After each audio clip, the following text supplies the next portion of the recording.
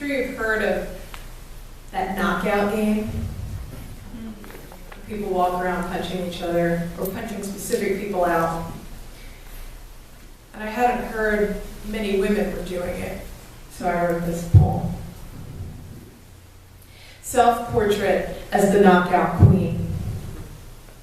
I'd like to knock that bitch out, fist to face, lay her flat on her flat ass, because she's so damn skinny, with perfect teeth and smooth hair, because she's oblivious of me roving the streets, looking for someone to punish.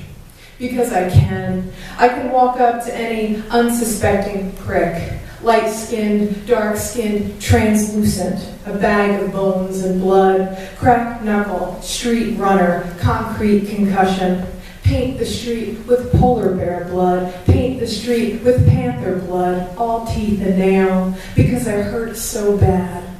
I can peel my own face off and put on yours, walk into a shop, buy a six-pack, walk into an interview. I'm already using your language, imitating what it's like to be a man in the world, a woman in a man's world, a mother in a dangerous world. I could slit your throat if I was someone else, even for a minute. Press me up against the empty turnstile, and I become someone else. From the back, I might be a 16-year-old Hispanic girl, a Filipino nail tech with 2 sons, popping my gum. One quick hit, a sudden blow, and you're on your back, someone saying, "Oh God," another, "Are you okay? Okay?" Alive, awake with a bit of dried blood on your face and empty wallet. Pantyless on a pool table with several varsity football players' fingerprints, if you're lucky, in your vagina.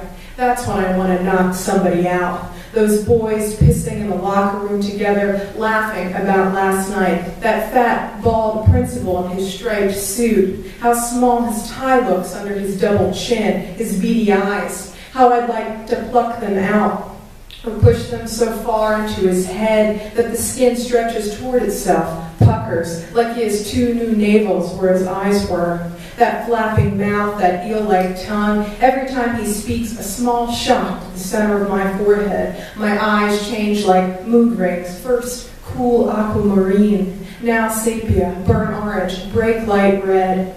Once in the back of a truck, once on a cargo ship. Somebody's mother and father sold her to the slick, suited man who promised a steady job, perhaps sewing buttons on cashmere cardigans or painting a shirt on Daisy Duck's naked torso. She's pantless too. The sudden blow. I woke in my own bed. I woke with a terrible taste in my mouth. I woke strapped to a gurney.